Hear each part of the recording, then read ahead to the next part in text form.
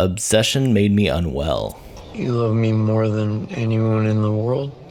Yes, more than anyone. A hopeless romantic makes a wish to win over his crush's heart, but it leads to very terrifying consequences. If you haven't seen the movie and you're a horror fan, then I highly recommend you check it out before watching the rest of this video. I'll be diving deep into the story and what it made me think about, so go watch it and then come back. With that out of the way, let's get into what everyone's obsessing over. I wish Nikki Freeman loved me more than anyone in the entire world. Obsession made me unwell for all the right reasons. This movie made me feel sick and entertained me at the same time. It wasn't because of the violence or gore, though there were plenty of scenes of that. It was about the moments of cringe and awkwardness revolving around love, relationships, and social etiquette. Curry Barker and his team created a movie that's layered with dread. The more you think about it, the more disturbing this movie becomes. The scenes with eerie images and strange actions make it a horror, but the implications of being trapped with no hope of escape and having things forced against your will is what made this movie truly scary for me, especially when you start to connect these ideas to the real world. Obsession also takes things a step further by focusing in on the little things. It captures the fears one feels when in a loving relationship. For example, halfway through the movie, there's a scene where the main character Bear is invited to go out with his friends. Bear is in a dilemma because he wants to go out, but he knows his partner Nikki won't react well to it. Now, this is a very relatable scenario for many people who have been in a relationship. Maybe not the part where she screams and starts doing freaky shit in response, though if this is something you have experience with, I'm sorry and I hope things are getting better. I'm more so highlighting the fear you feel right before you go and ask for the thing that you want. You start overthinking on how you're gonna say it, then you start wondering if it's even worth it. Now you're all nervous and it's time to speak. I've seen plenty of comedy shorts and TikToks relating to this stuff in a funny way, or making a joke of the situation. But this is the first time I've seen a movie express this moment for what it truly is. A moment of fear. Fear of how someone you love and respect will react negatively to something you want to do. And that is very impressive. I also love the language used in this movie, specifically the use of the word like. It embarrasses me to think about all of the times I confessed that I like someone, or the dialogue I had revealing this information. Hey, I like you. Do you like me?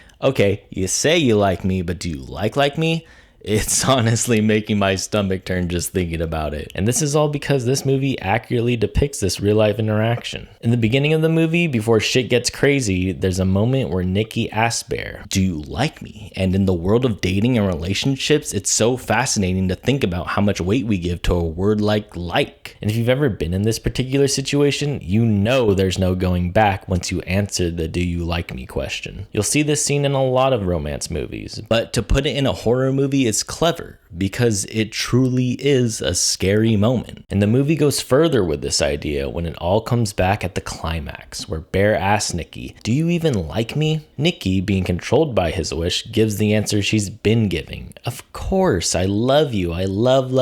No," Bear says, and he clarifies, "Do you like me?" And this moment is just awesome because for most of the movie, Bear accepts that Nikki's into him. Even if he did wish it to happen, he believes that her interest in him is true because that's what he wants. But it's in this moment that he finally understands the difference between the two. And now the word like has become stronger than the word love. Another aspect of Obsession I thought worked well was the blending of horror and comedy. Every intense scene had a moment of comedic relief lurking near, and when the joke did come, it seemed to land at the perfect time, never feeling out of place and being genuinely funny. My favorite scene was where Bear returns to the store in search of answers. It's a horror trope when a character returns to the place of origin just to find out it's been changed or never existed. This movie flips that trope on its head when it's revealed, "Just kidding, you're actually in the right place." I love this and the rest of the jokes, and everyone in the theater was enjoying it too.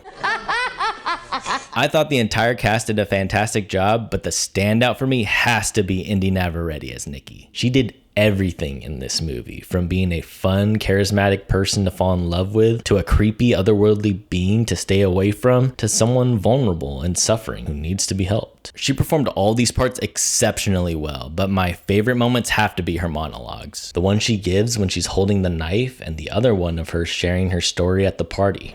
A love only the branch of a willow tree could conjure. The movie is called Obsession, but who is the obsessive one? Sure, Nikki fits the build, it's straightforward and makes the most sense, but by the end of the movie, I think there's more to it. In my eyes, the obsession is Nikki and the obsessive one is Bear. Let me explain. Throughout the entire movie, Nikki is shown to be overly obsessive and extremely codependent of Bear. She doesn't move an inch until he returns home, needs to be looking at him all the time, and watches him sleep. But it's revealed that it hasn't been her choice to do any of this. In fact, if it were up to her, she would rather die than continue to live like this. Bear, on the other hand, does have a choice. He can choose to continue this nightmare or end it at any time, and he chooses the latter. Even when he eventually makes a phone call for answers, he asks if he could just alter the wish. That even though it's wrong to force this person to love him, his initial reaction is to just remove the weird side effects and keep everything else the same. He keeps things going all for the reason that he likes her. He likes her so much that he's willing to ruin his friendships and destroy everything around him just so he could have her love. That sounds more obsessive to me, but I would love to hear your thoughts on who you think the obsession is, whether it be Bear, Nikki, or something else. I do have to admit that I would have preferred a different ending. There's many ways the story could have concluded that I would have enjoyed, but I don't hate the one we got, especially when I think about it deeply. My interpretation of the ending made me think about true love. In the final scene, Bear's about to unalive himself. It's unclear if he's doing this to help Nikki or selfishly escape this nightmare. As he's doing it, Nikki makes a wish. It's left ambiguous, but I assume she wishes for Bear to love her as much as she loves him. The movie ends with them obsessing over each other, Bear dying from poisoning himself, and Nikki returning to normal. The ending seems pretty simple until you analyze a key detail in the scene, and it's the moment right before Nikki makes the wish. Bear consumes the pills to overdose on, but he decides he wants to throw them up at the last second. But before he can do it, Nikki's wish pulls away his attention. Here's my thought. Now that Bear is truly in love with Nikki because of her wish,